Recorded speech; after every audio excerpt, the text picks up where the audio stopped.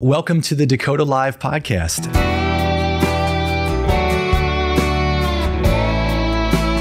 I am your host, Robert Morier.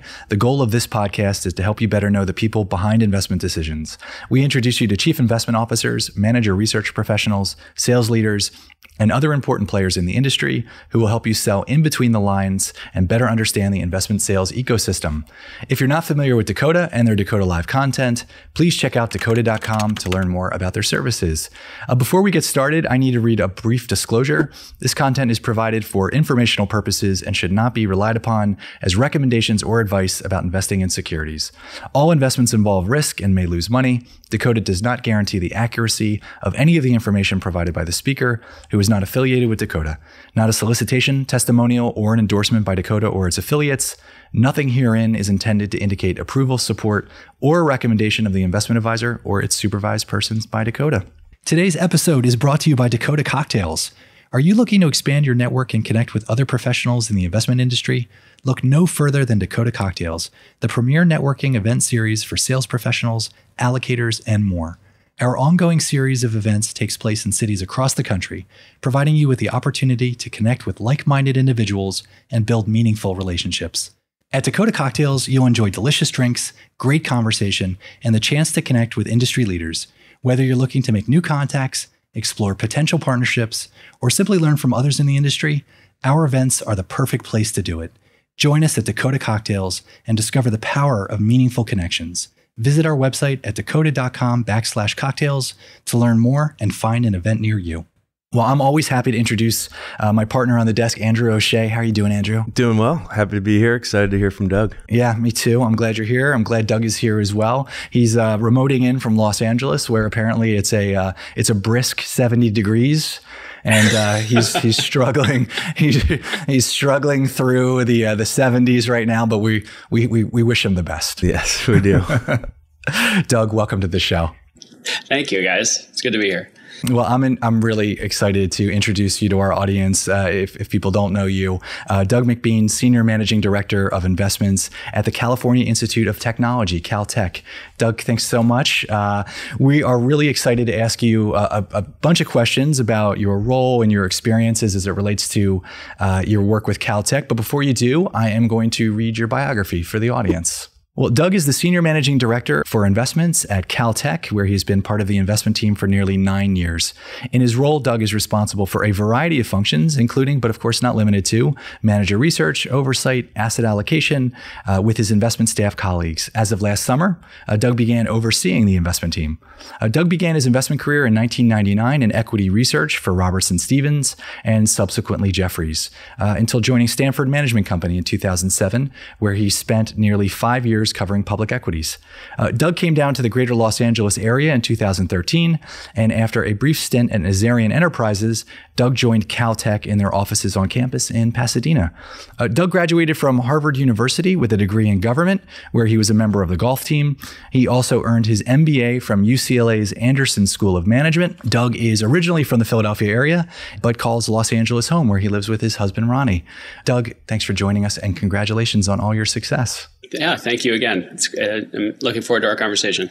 Yeah, we are as well. I always hate starting these podcasts off with bad news, but Harvard's golf team lost their spring opener to UCLA. Mixed emotions there, or are you following it anymore? Well, somehow that's gotten lost in all the news in the last few weeks, at least getting to me. As I didn't actually play during my graduate days, so I guess I'm more loyal to the Harvard team. So yes, that's devastating news, although not terribly surprising. Yeah. And do people in California golf when it's 70 degrees, or do you have to wait until it gets back into the 80s? Well, to be clear, it's not 70 degrees today. It's raining and 50 something. That's why I look like I'm all bundled up. Yes, that was growing up in Philly and being a golf player, right? You play in pretty much any conditions that are thrown your way. You need to. Because you got to practice all year round. So you got to take whatever comes your way. It sounds like you're talking about the markets again. So I was going to ask you what lessons you took from those days, playing golf, whether it's in your high school years or your college years, and how you think about that. But you partly alluded to it. But As an athlete, there are a lot of athletes in our industry, former athletes, either in college or even professional. What were some of those lessons that you took from the course, and what do you see there now? Yeah, I mean, golf there are a lot of analogies. The most obvious one is patience. Golf is definitely a game of patience, just like investing. I'd say, like investing, just practice is pretty. Just each day of investing, each day being involved with the markets is one more day of knowledge and one more day of wisdom that you can take with you as you invest today and tomorrow. I think there's also a lot to be said in golf where you just have to know thyself, know what you're good at, know what you're not good at. I'd say that's also really important in investing. You can get yourself into a lot of trouble if you start dabbling in asset classes or investments where, if you're really being honest with yourself, you don't know what you're doing.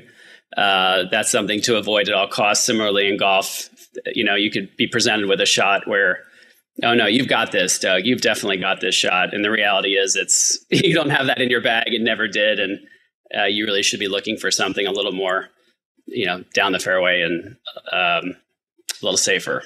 So I think there's a lot of analogies, a lot of parallels to take from my experiences in golf.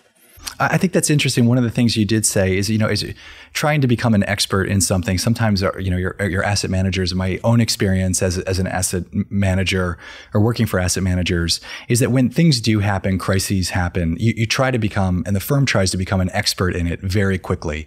And then they try to kind of pass on that expertise or what they've learned in the last few days or the last few weeks. How do you discern that? From those folks who actually, work, let's say in the banking system, maybe they're a hedge fund that focuses on financials versus a global equity manager who had some financial exposure and is trying to kind of figure out, I guess you could say, kind of another analogy, ride the bike while building it. Yeah. I mean, one is always a healthy amount of humility in moments like that to just, again, know thyself and know that the reality is you're not really an expert. You're not really the expert in anything. There's always somebody who knows a space or a company or an asset class better than you. The second then is with knowing that is to reach out to those whom you know and who you know to be more expert in these particular areas. You mentioned the banking sector. And so if over the last couple of weeks, if we had questions with regard to what's going on with the regional banks, some of the more structured products within them. We have investment partners who have much deeper expertise on that. Let's go talk to them. And let's make sure we can inform ourselves, educate ourselves by going to the people that we trust and we know to be of much greater knowledge in these particular areas than ourselves. Well, you started your career in equity research. What were those first few years like for you, in terms of, sitting at the desk, going through, I'm not sure if you had a specific sector or geographic coverage, but, perhaps in the context of what you're doing today relative to how you started your career, how have you seen that bridge divide? Sure. I started in the late 90s in San Francisco in the tech space. So it was a great introduction to business coming out of college. That was just a really fun time. It was .com 1.0. San Francisco was the place to be. There was venture money flooding in everywhere. It was just personally a very, very fun introduction into the business world. It also disappeared in 12 to 18 months from my arrival in 99. So a lot of lessons to take from it. From the investing standpoint, I focused on what was called at the time e-services companies, which really would just be consulting firms. So if you can remember in the late 90s, that was when, a Bank of America just needed to have a website where you could log on and check your balance. That was like earth-shattering technology 25 years ago. And so all these consulting firms popped up out of nowhere and were providing really just basic web services or the building blocks to develop those for companies. And these companies grew, monstrously for several years. And they got swept up as well in the tech boom. And then when the tech bust occurred, I think 3/4 of my coverage list disappeared in 9 months. And that's not an exaggeration. They were all, people-based businesses. The moment the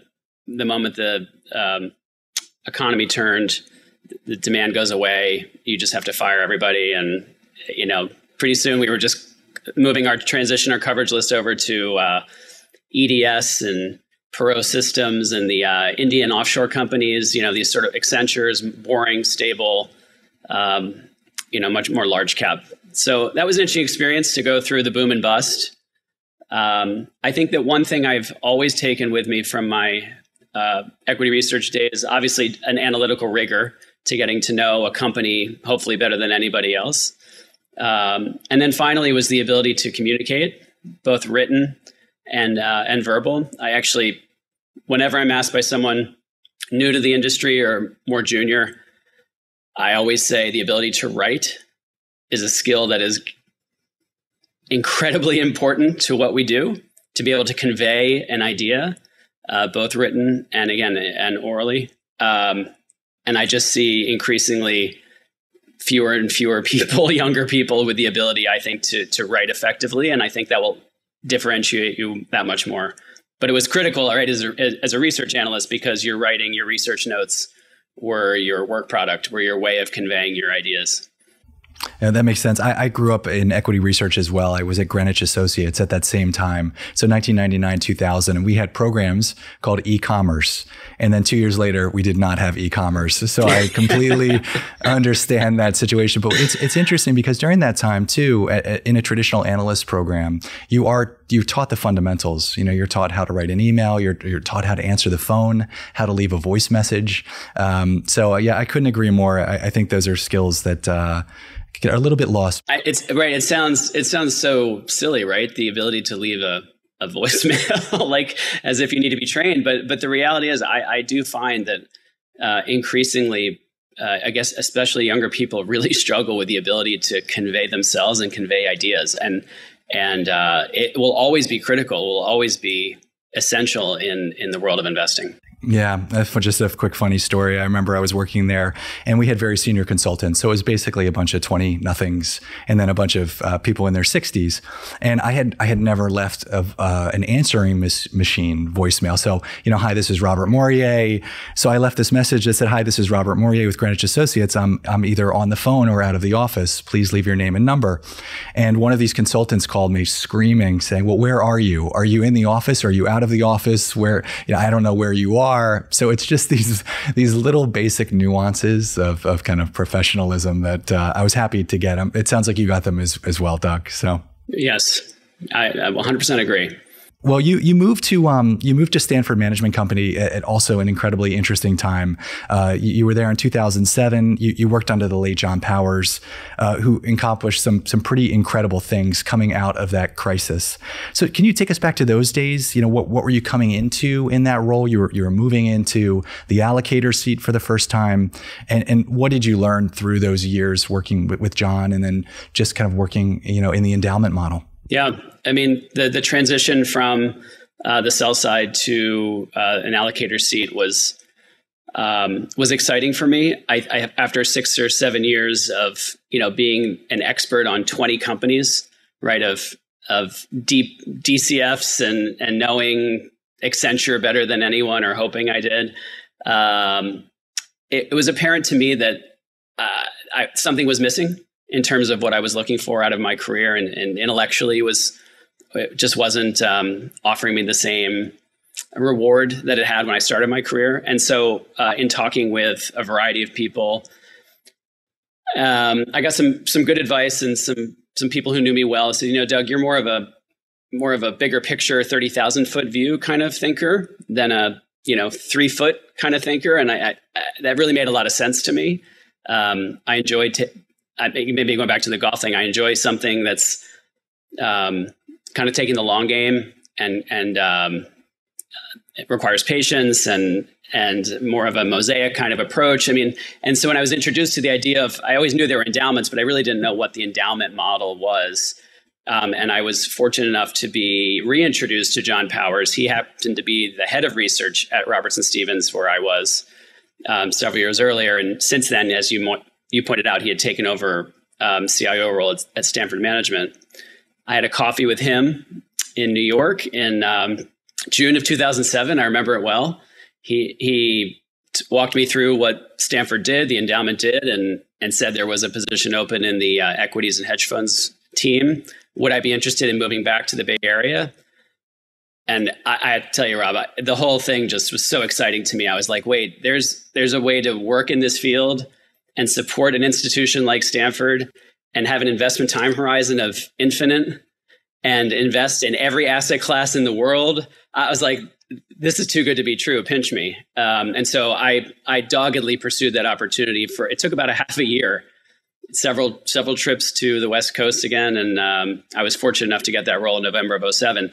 You pointed out I did jump into the role at a very interesting time. I feel fortunate that I was housed safely within an endowment during the GFC. I mean, if Stanford was going away, then there were much bigger problems in the world. And so I was fortunate to be housed in that environment. And yeah, I focused on domestic equities and hedge funds primarily during my time there. There's what is applicable to my prior role was that I'd served in the seat of an analyst, of a research analyst, of someone who did the rigorous, detailed work on companies. Now I was in the seat to evaluate those firms and those individuals.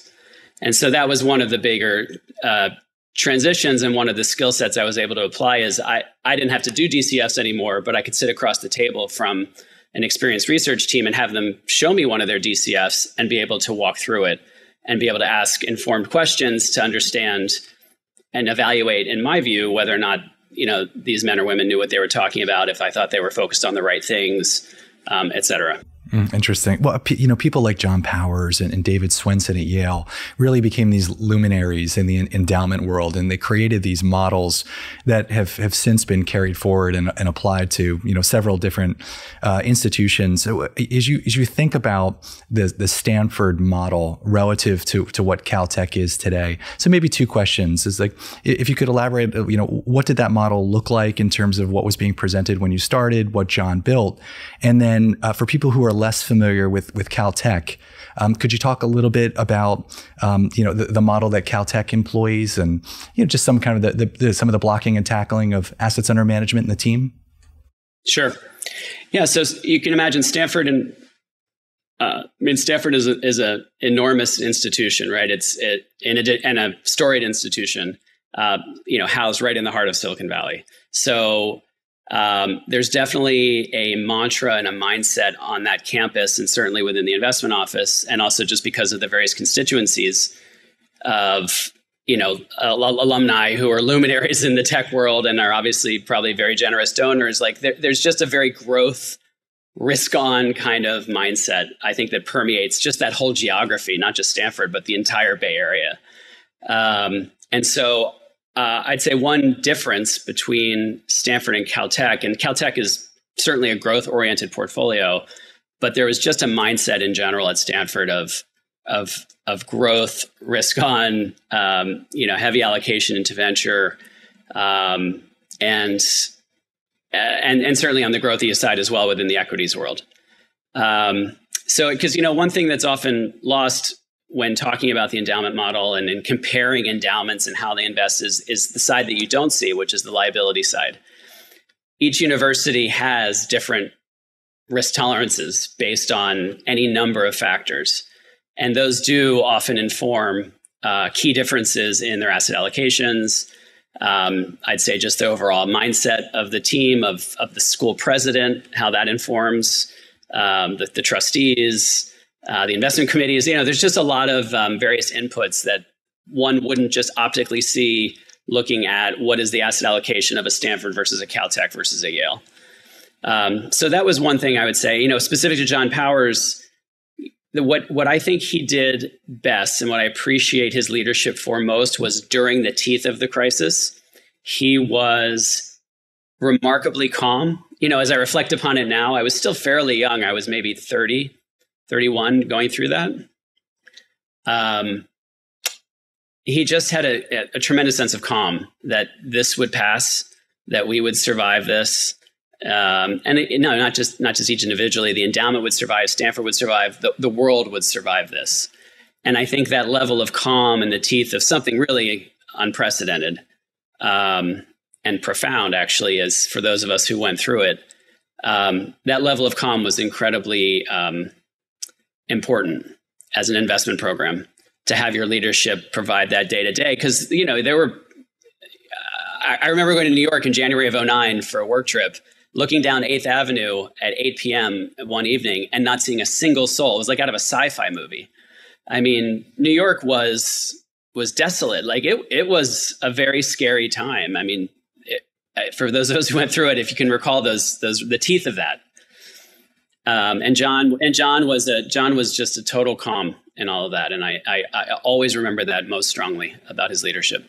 That's interesting. It was a tumultuous time. I was working for Goldman Sachs Asset Management, and not only were people not out on the street, but you also couldn't leave your desk. You weren't able to go between floors because there was so much crisis management going on. Wow. That they didn't want, to have to, basically create more interference in what was, as Doug had said, these really unprecedented times. So yeah, thanks for sharing that. So now you're at CalTech. You've left Stanford. You've taken all of these lessons. It sounds like calm and fortitude were two of the bigger takeaways. But so you rightly said, the liability side, also governance, the way that you think about governance at CalTech. But what did you come in at CalTech, and how is CalTech structured today? Yeah, so I joined CalTech in 2014, focused again as in a director role, overseeing the global equities portfolio.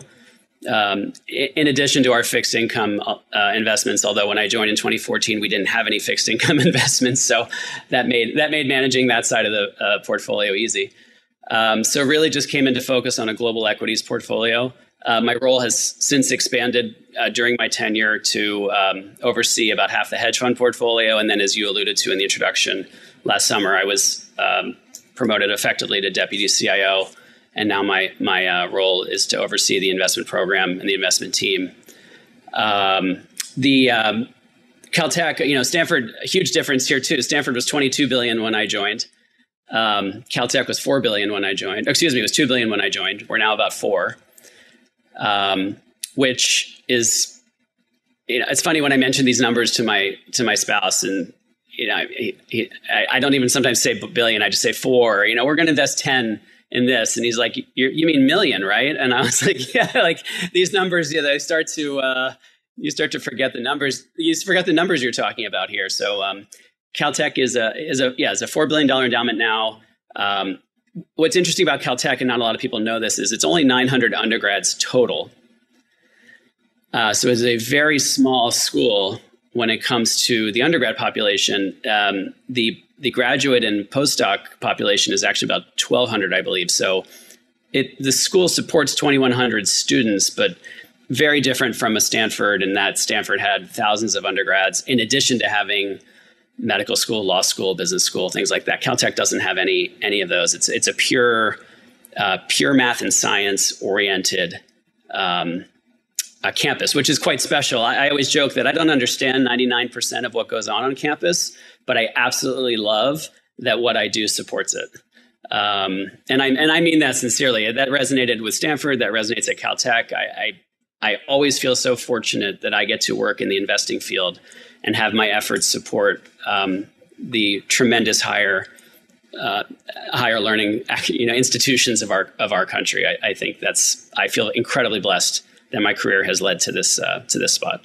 Doug, you have global equities obviously in your roots, but can you talk about the mix between privates and public equities now? What does that look like? Yeah.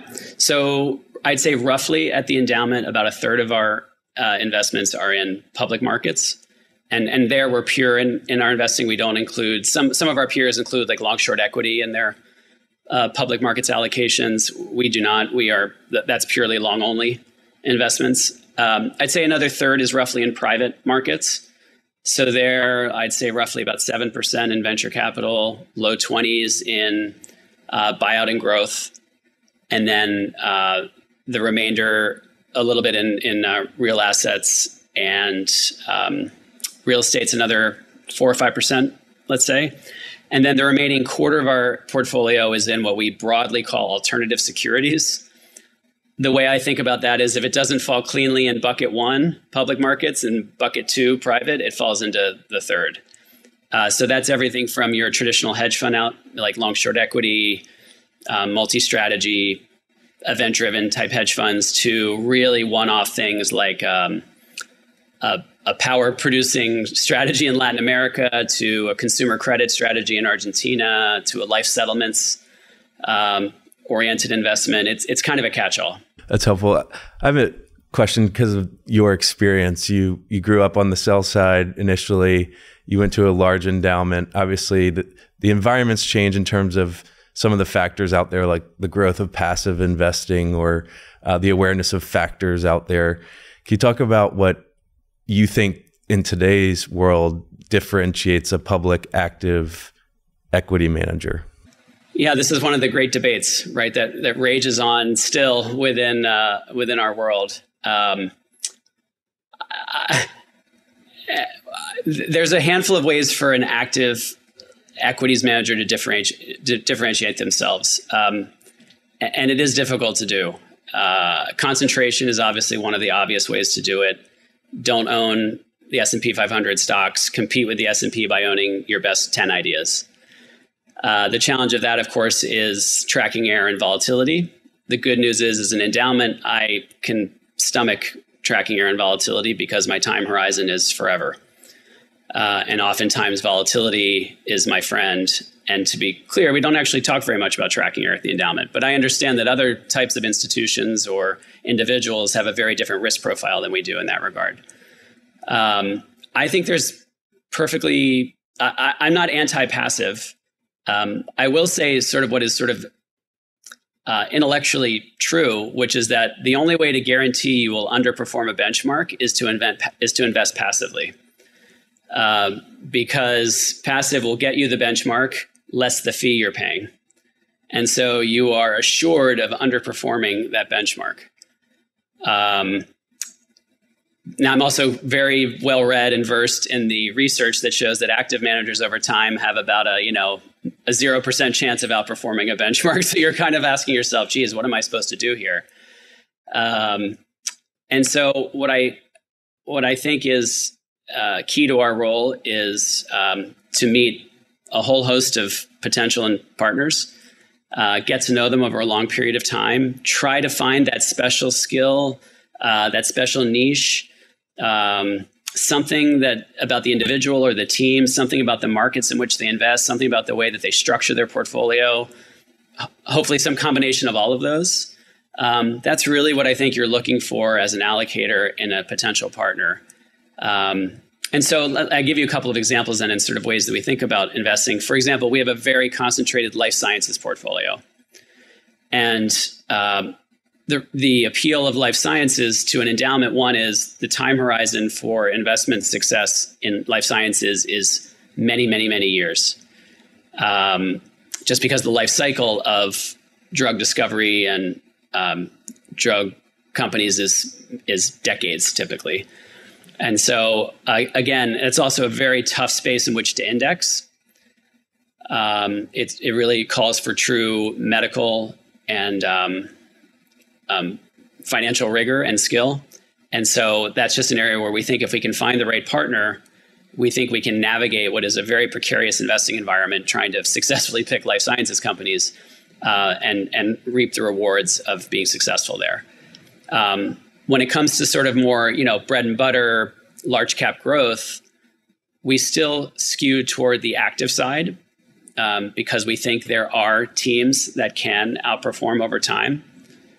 And we have a couple of those who, with 7-10-year track records, at least under the belt at CalTech, and much longer track records historically, have a proven ability to do that. But year in and year out, there's no way you're going to have every strategy beating the S&P. In fact, if you have every strategy in your portfolio beating the S&P, you have a serious risk problem. And so it is an expectation in any given year that at least one or more of our strategies should be underperforming if we're diversifying our portfolio correctly. As you think about that, those active managers, whether they're concentrated or not, do you think about specialists versus generalists? So how granular will you get? Will you look at, Japanese long only versus a global equity mandate? Or, do you try to allow your managers or your asset management partners to go wherever their ideas take them? Yeah, Rob, I mean, it's a good question in that what you're asking yourself as an allocator is, what is the role of this specific of team or of this mandate? And each, we have about 15 public equity strategies in the endowment today. Each one has a very specific function. And we obviously are mindful of how the 15 all interact with each other. That's another consideration for us.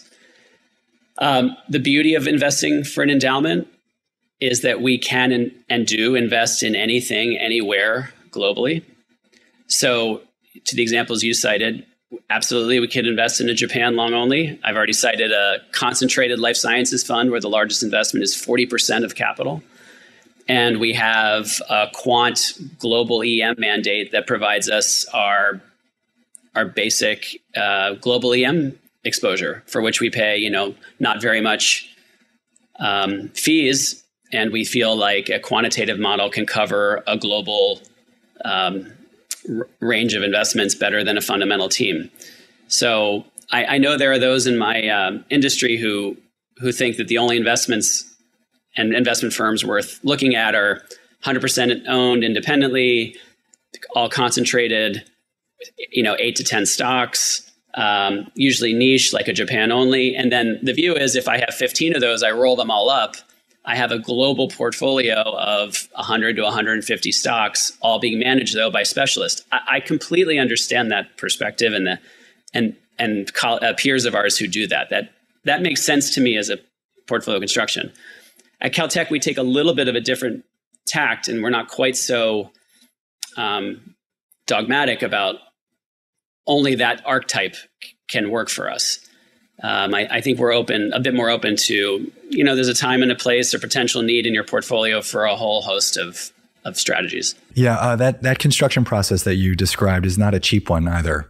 So if you think about fees and governance, it's certainly something that we're attuned to. That fees have been going down in the industry over the last decade. So it sounds like a very pragmatic approach. I appreciate that. As you kind of take a step back, you alluded to asset allocation a few times, but what does that process look like?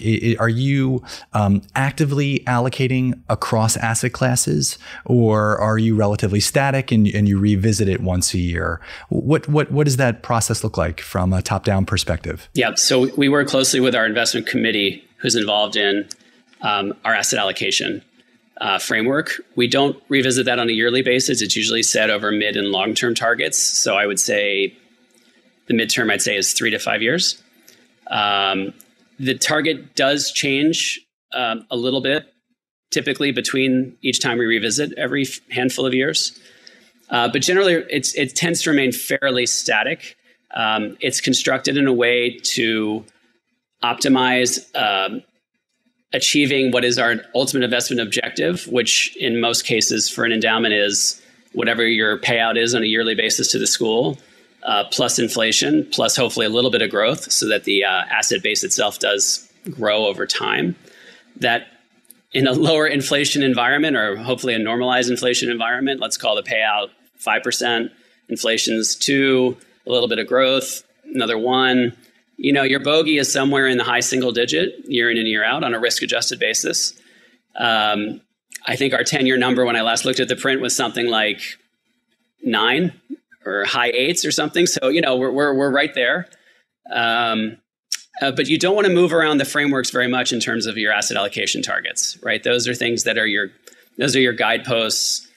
You don't want to be whipsawing that around and changing it conveniently because of the team's whims in a given day. You want that to be something that's quite steady and is guiding you into the future. Yeah, Doug, if you could elaborate on your sourcing process, particularly on the private market side, where you have over 2/3 of your exposure. What does that look like from initially sourcing to the due diligence process to ultimately an allocation? Yeah, it's a good question. One I get asked a lot. There isn't really a tried and true format to it. A lot of it is conversation, is referrals, is there's a little bit of just cold calling or cold emailing and introducing a fund to us. What I alluded to earlier is let me take a step back. Again, our investment horizon is infinite. We don't actively manage, investments on a day-to-day basis. I'm not there looking at a Bloomberg on a day-to-day basis, seeing what's blinking green and what's blinking red. That's just not what we do. And so a lot of what we do, therefore, is having conversations, is talking to current partners, potential partners, peers, anyone in that mosaic of the investment landscape, I think is a lot of what our job is about. And so when it comes to potential investment partners, I think we're fairly open to introductory meetings with I don't want to say just about anyone, but with individuals with an interesting pedigree who might be going out and launching their own thing. Obviously, established institutional funds. Certainly, anyone CalTech alum, anyone with an affiliation to CalTech. We always want to be mindful of being good, being good members of the community and engaging with CalTech alum. But I think it's incumbent upon us to cast a very wide net and at least have initial conversations with a very, very broad group of potential investments, because quite frankly, you just never know when a particular individual or a particular conversation or particular opportunity set just piques your interest. And it isn't like then you just hand over the check at that meeting. But what it does do is it does begin to say, hey, that was an interesting individual. That was an interesting conversation. The next time he or she is back in LA, or the next time that I happen to be in their hometown, maybe I'll stop in again and we'll further that conversation, or I'll take the opportunity to get to know him or her a little bit better. And so I can't provide you here's the roadmap to what we do, but I can tell you that it is kind of just an ongoing narrative of individuals and teams and strategies where we are, taking inbound as well as we travel a fair. My colleagues and I do travel a fair bit. That's partly too just to get us out of the tiny Pasadena mindset, and it's always interesting to hear what people are talking about in London or Hong Kong. It's never the same perspective as you're hearing generally in LA, and so. That's a lot of the initial. I'd say when it comes to how do you narrow that focus, that is a lot of, I'd say, the judgment of myself and my colleagues. One, there's obviously the consideration of what are the needs of the endowment at this moment. For example, we might have a view as a team that Japan is particularly interesting for XYZ reasons. If that's the case, then it's incumbent upon us to start prioritizing talking to Japan-oriented funds or Japan-focused funds, and to either then do outreach to those whom we already are in dialogue with, open ourselves up to potential inbound. So I don't know. I always just say it's just an ongoing conversation, ongoing narrative of engaging with. I think in any given year, we engage with hundreds of investment firms, even though we only have about 60 to 70 active partners. How about those active partners? So as an LP to some of those GPs, we were talking about 1999 and 2021, very similar VC markets. Lots of capital, lots of dry powder. I'm assuming a lot of the LPs in 99 were getting the same calls that they were getting, or you were getting in 2021. So now coming into 23 after a very difficult 22, how do you see that relationship with your GPs in terms of, the sourcing of the next vintage or, the next great idea, particularly with the amount of capital, that they've kind of taken on over the last couple of years? Well, you said it, Rob. They still are sitting on a lot of dry powder and a lot of capital. And so particularly in the venture world, and I haven't been close enough since the Silicon Valley Bank to know to what implications that had in sort of shaking things up, but I'm guessing it has a decent amount in that world. The conversations, frankly, they're still fairly well funded. Most of them have probably raised fairly recently. And so in terms of any sort of stress to their model, I don't think you're going to see it for a while. I think the question mark looming over the venture space certainly is just valuations and their existing portfolios and what is the true value of what they own. I think that's an interesting question. You certainly have the disconnect of the public markets and certainly the tech side of the public markets falling out of bed, while you still have venture-oriented venture funds, crypto funds holding their funds at cost. There's just a disconnect there, and we'll see how that all shakes out. I'm a believer that gravity still exists, and that the public markets are telling you something. The private markets eventually find their way to learning the same lesson. But time will tell. The conversations fundraising is still ongoing. I haven't seen it. I haven't seen a market slowdown. I think the pace of calls has definitely slowed down as markets have become more volatile. So I guess that's something I would note, that just in the last few months, I do think the pace of calls has slowed. But the appetite for venture, Rob, you can appreciate venture's been the place to be for the last 10 years. And people have a hard time unlearning that, what's worked for 10 years, the past 10 is probably not what's going to work over the next 10 as well. I don't know. That's something I would argue. It's a good point. I would agree. I think it's a little bit of going back to basics, so you're, getting to know, the companies that you're investing in. You're absolutely right about the valuations. But the luxury that venture and private markets have is they've got the time horizon to figure out what the valuation is. Whereas public markets don't have that same luxury. So I agree. I don't think too much will change, but I think enough will change in terms of kind of the fundamentals of due diligence and trying to figure out the people behind the ideas and what the opportunities are.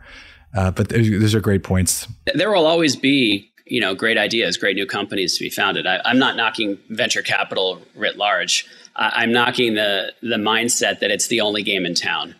And that because when I look back at my, when I look at our track record sheet, when I look at all of our funds and say, well, look at the venture returns, as we know in every disclaimer on a public markets, literature, past performance, right, is not indicative of future returns. And so that's a challenge for any investor, is to not get set in the mindset of, well, what worked last year? That's what's going to work this year. Is you have to remain open and curious about, and maybe even a little skeptical, as if something's worked a little too well for a little too long. Maybe that's not the best. Maybe that's not the best use for the incremental dollar over the next 10 years. Could you talk about emerging managers? That those words mean different things to different people, but you mentioned finding interesting backgrounds and portfolio managers that might be leaving and starting their own firm.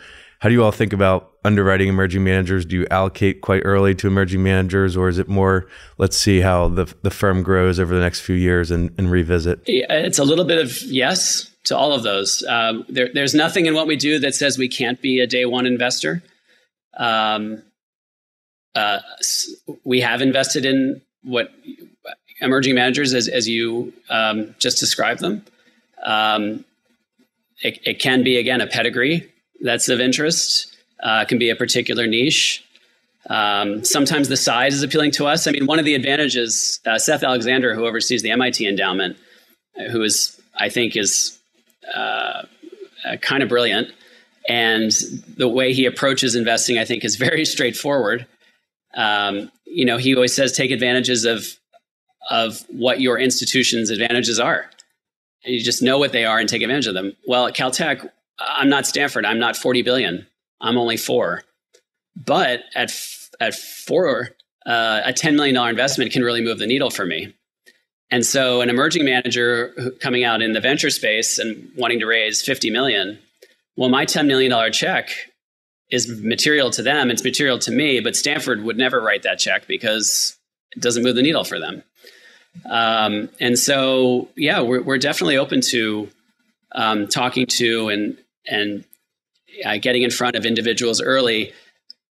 It's very possible that it might be too early for us, or more likely that the fit or the need within the portfolio doesn't exist.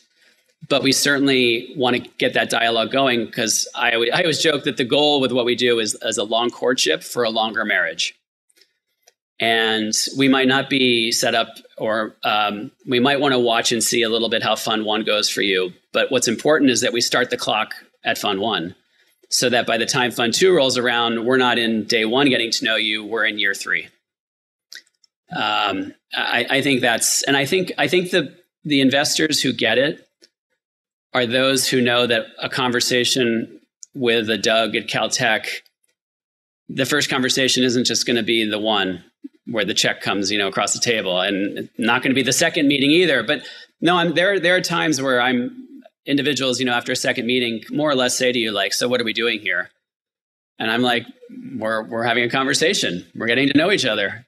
And Rob, I mean, you know this, Rob, you appreciate, right? Yeah. And your background, right? Like, because there's also so many other elements to this. I talk to so many peers. It might not make sense ever for us to be partnered with you. I might think you're the best investor in Japan equities, to keep using this example, but CalTech might never have a desire for that single strategy. But I talk to plenty of other peers, and one of them might mention that they're looking in Japan. And if I had a really interesting, constructive conversation, I'm going to pass along that name.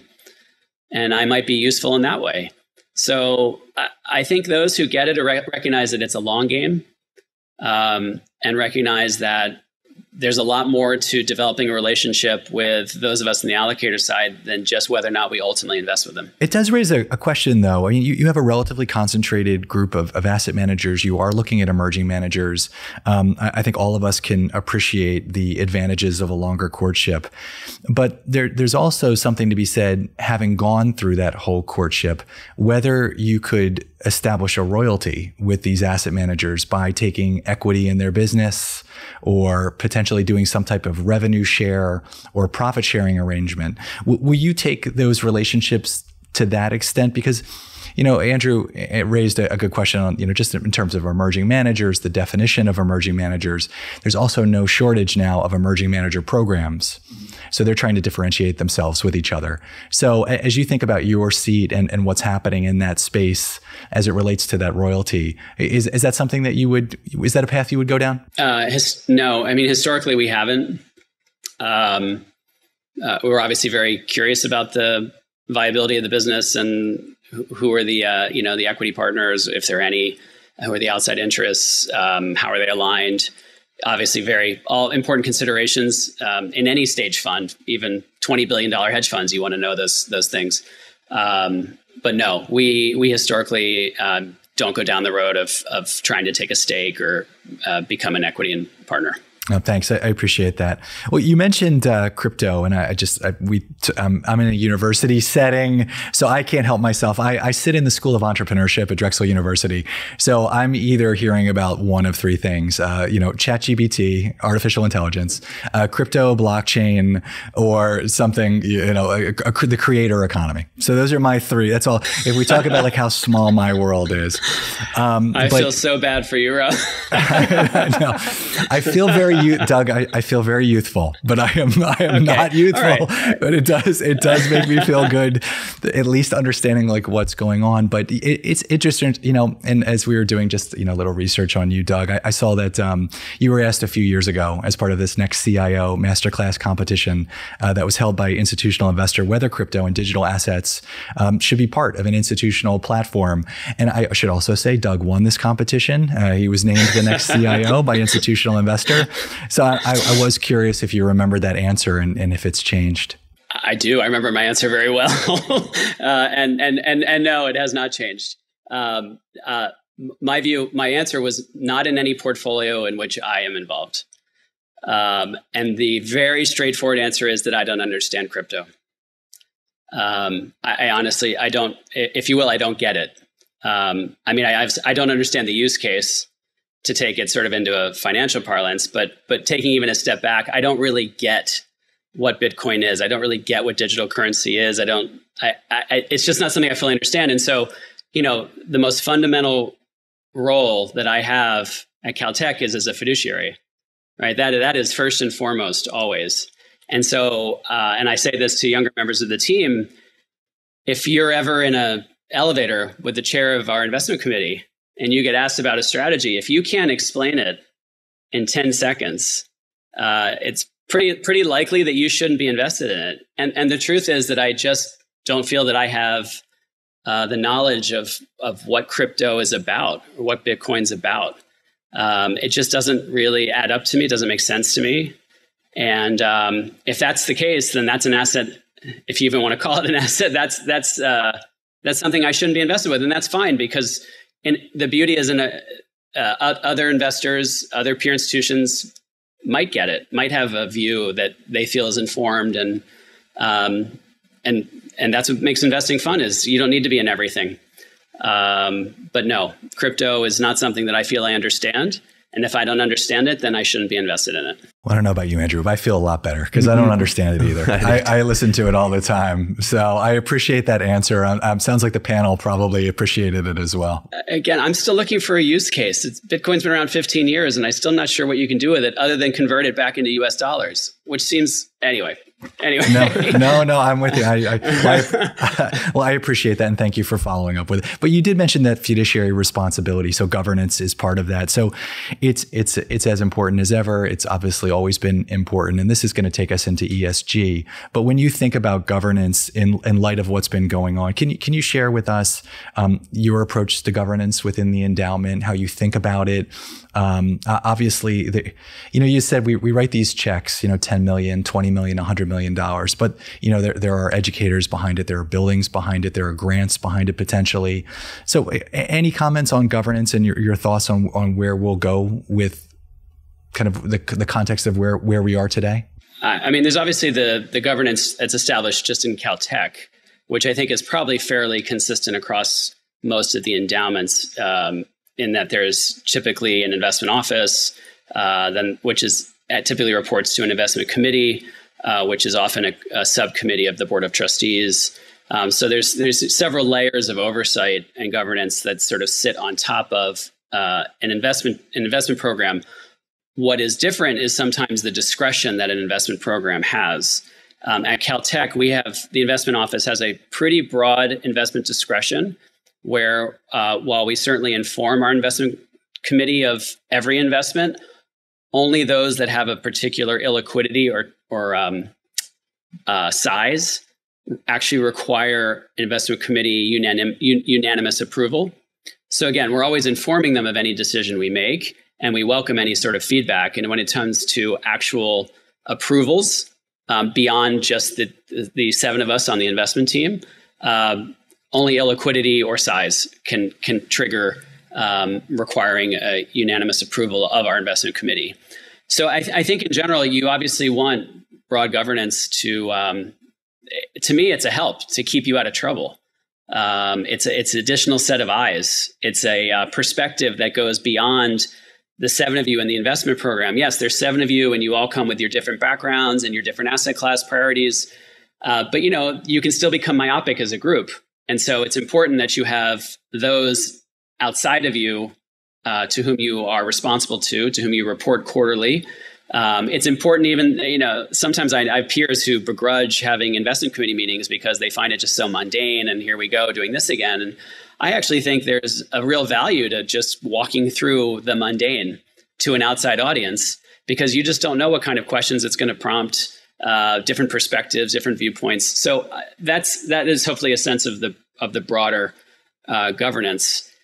In terms of how we think about governance of the funds that we invest in, it's we obviously have a full operations team. We do full operations due diligence. We do use we do outsource as well to a third party provider for additional support on due diligence. That's the only outside provider we use in the office. We don't use one on the investment side, but we do use it on the back office side, just for, again, an additional set of eyes. Are we missing anything? That's the piece of this, right? It's the governance, the fiduciary part that you can't get wrong. you're going to get investments wrong, Rob, right? You know, you're going to get things wrong. You're going to buy gold, Bitcoin at 60,000. And that's going to happen, but you can't get the governance wrong. Doug, you brought up an interesting point earlier about, is there a fit for the endowment? And I'm just curious, there's a lot of noise out there, but is there anything you're more open to in terms of asset classes and evaluating active managers right now in terms of what's coming across your desk versus other areas? You know, in all candor, the challenge at the moment is with public markets having been fairly flat to down for a decent amount of time now. Obviously, the illiquid asset classes, the private equity and the venture, those marks were lofty to begin with. There is not a whole lot of liquidity running around investment pools like ours right now. So I would say at the moment, a big focus of mine is on liquidity, is on making sure that, because we have that payout every 90 days, our reason for existing. And so the treadmill that we're on is that every 90 days we have to come up with X amount of dollars to fund the payout and to fund the school. And that check will go out 90 days later and 90 days later and 90 days later. And so in environments like this, where public markets aren't just reflating, where the private marks are probably topped off for probably a while, I would believe, liquidity becomes a bit more of a challenge. So I'm sorry, it's a very roundabout way to saying there isn't a whole lot on the radar today. I would say that fixed income has become interesting for the first time in my 9 years at CalTech. The challenge is that even though I can maybe get 5% on 2-year treasuries, is my payout is still above that. Like it's a lot better than getting nothing, but it's still not really meeting the objective of what we need to achieve. And so it's more interesting. I would say probably distressed credit is going to become a lot more interesting if things get more wild and wonky than they have begun to get. It's certainly in the regional banking side. And so I think that could become a more interesting area. And, on the equity side, I still think emerging markets have been pretty much left for dead for a while. And that's probably a more interesting space. It's sometimes, I can tell you, we're not looking in U.S. equities. We don't find that interesting today. We're in a re-up cycle on the private and venture side, but not really leaning into that space for obvious reasons from earlier conversations. It's a bit more of a liquidity and I'd say a little bit more of a preservation mode right now. Well, Doug, thank you so much. We're at the top of the hour, so I want to be mindful of your time and Andrew's time as well. So thank you for being here today. Congratulations on all your success. I do have a quick congratulations as well to your husband and you, Ronnie Wu. For those in our audience, and I know it's a big one for Doug because Doug has been on the road with Ronnie, helping promote his new book. For those of you in the audience who don't know Ronnie, he's a professional chef and food personality. He released his first cookbook on March 14th. Did you eat yet? And there's a link on this book. There's a link to the book on our YouTube page. But how's it been since the? That's really sweet. Yeah, absolutely. How's it been since the release? Yeah, thank you. That's really generous of you to bring that up. It's been a wild 3 years. He inked the deal with HarperCollins in the teeth of COVID. Right, having never met any of the editorial team or the publisher, and then we produced the entire book during COVID, and it's really exciting to see his 3 years of effort, culminate with the launch of the book. And being with him in New York a couple weeks ago and seeing him on GMA and Drew Barrymore promoting it, and it's been a lot of fun. So thank you for referencing it. No, it's our pleasure. I actually did it mostly for Andrew. He only cooks wings apparently, so I wanted to make sure he was aware. My husband loves wings, and there is a really good wings recipe in the book. All right, I'm buying it. Well, I also want to plug your sister because she's a graduate of Drexel's LeBeau School of Business with an MBA. That's right. I've become endeared to Drexel Drexel University teaching there now in venture. So I also wanted to mention her. But Doug, thanks so much. If you want to learn more about Doug and CalTech's investment office, please visit their website at www.investments.caltech.edu. As I mentioned before, you can find a copy of Ronnie's book, Did You Eat Yet? On Amazon.com or at your favorite bookstore. You can find this episode and past episodes on Spotify, Apple, Google, or your favorite podcast platform. We are also available on YouTube if you prefer to watch while you listen. And finally, if you would like to catch up on past episodes, check out our website at Dakota.com. Doug, it was so nice. Thanks so much for being here today. Yeah, guys, thanks for having me. I really enjoyed it. It was great. Very insightful. Thanks, Doug. We did as well. And we'll see you soon. Don't say good.